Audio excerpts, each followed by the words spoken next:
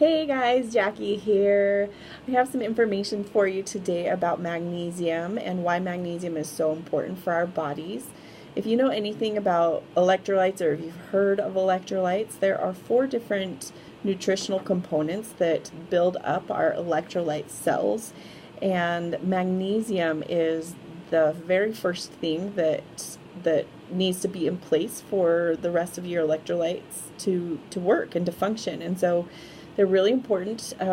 There's lots of things that are dependent upon magnesium being in place in our bodies, and everybody has different levels of health and different health issues, and depending on your unique circumstances, your body may be dumping magnesium or burning through its magnesium at a faster rate than other people or at a slower rate than other people. So I really wanted to share some information about magnesium with you today and give you some tips and strategies and ways to get your magnesium levels back up. So we are going to be talking about cell saturation in terms of magnesium. And in order to get cell saturation, really, the best way to do it is what we call transdermal magnesium soaks. That's just a fancy way of explaining that we need to soak our bodies. So transdermal means like through our skin. So we need to soak our bodies, soak your feet, soak your whole entire body in the bathtub, whatever works for you, in magnesium. Like you need to add magnesium into the water that you're soaking in. And so the easiest thing for me to do is to soak just my feet in the magnesium water. Some people love to soak their whole bodies in the bathtub, but it's totally up to you. So there's a couple, I'm sure a lot of you guys have heard of Epsom salts, and Epsom salts are a form of magnesium, but they actually don't have the amount of magnesium that we need in order to get our cells up to this cell saturation level. So Epsom salts do help, and I'm sure a lot of you guys have used Epsom salts before, but they don't have the duration that we need in order to help our bodies get to the levels that we need. So we need to use magnesium chloride.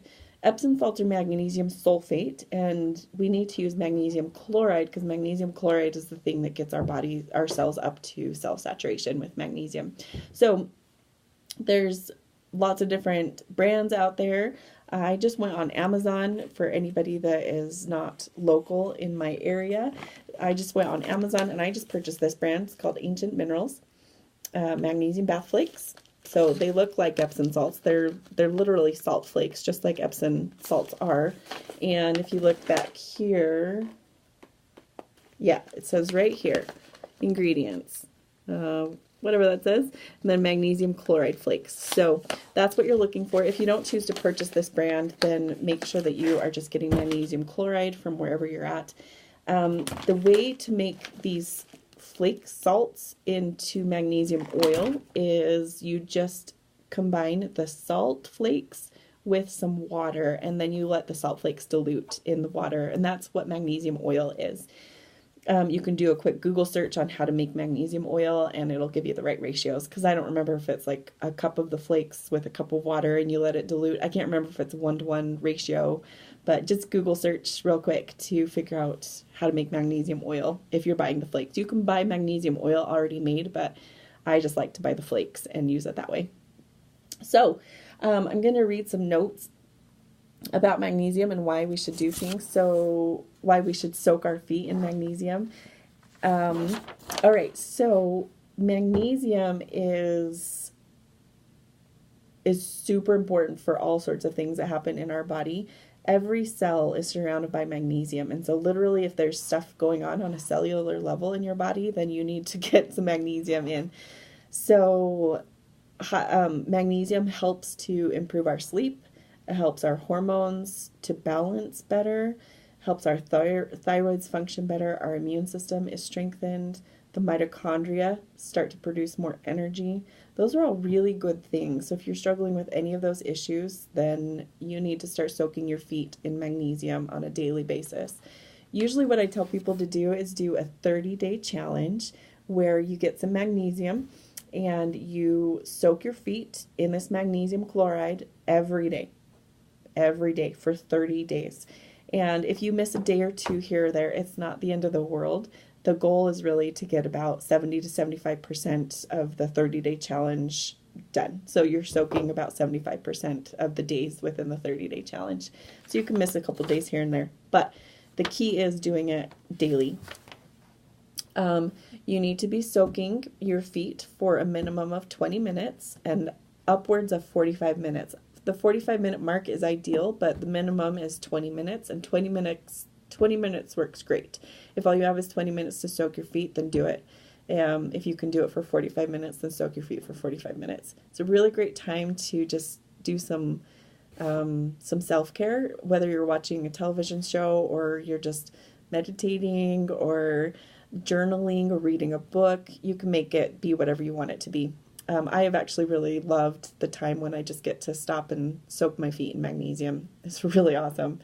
So there's lots of different things. Oh, one thing about soaking your feet in magnesium that I forgot to say is make sure that you're using either a glass container or stainless steel. Do not use plastic or aluminum. For whatever reason, plastic does not allow your body to absorb the magnesium very well. And another thing that I learned recently is that we have all these lymph nodes here in this part of our arm, so kind of in the armpit area. And even if you wanted to make some magnesium oil, or you buy the oil by yourself or by itself, then you can actually just rub the magnesium oil straight in to that part, into the lymph system there, and it gets in quicker as well. So you can rub it on as well as do the foot soak. Let's see. So after you've done the 30-day challenge of the foot soaks, then you need to take inventory of your life and figure out how often you need to be continuing to do foot soaks. So the things that deplete our magnesium levels are the higher level stress makes us deplete our magnesium quicker. If you have autoimmune issues, if you struggle with anxiety, if you smoke, like I said, high stress, if you're eating white sugar, if you're not sleeping, if you are eating lots of processed foods, if you drink alcohol, and if you're taking prescription medications, those things deplete our magnesium quicker than if we don't have problems with any of those things.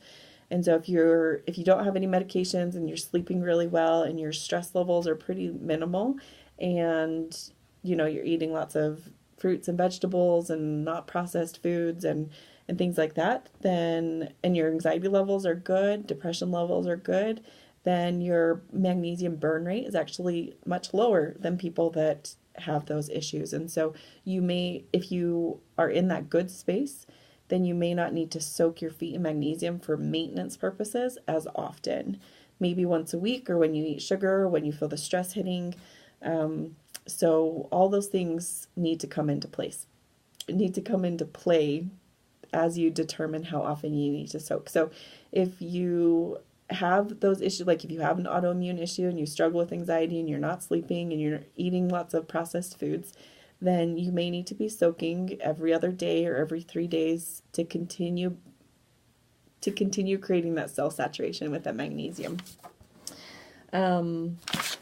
One thing about oral magnesium versus transdermal magnesium is the oral magnesium does not create long-term health results.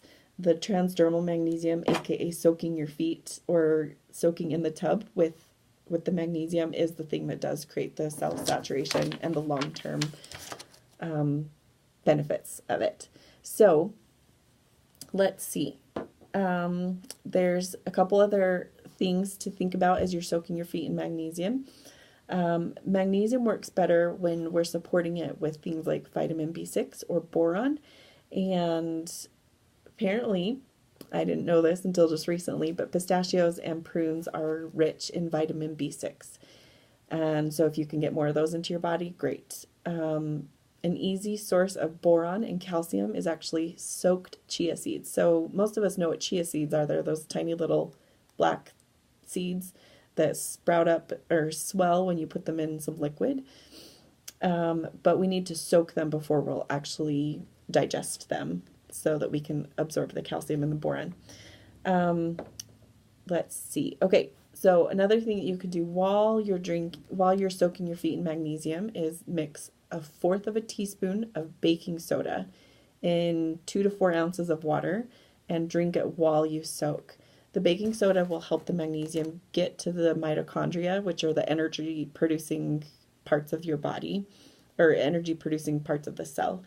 And the mitochondria will start producing more energy, which is really great.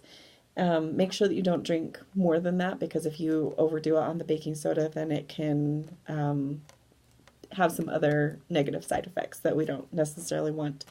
So there's that.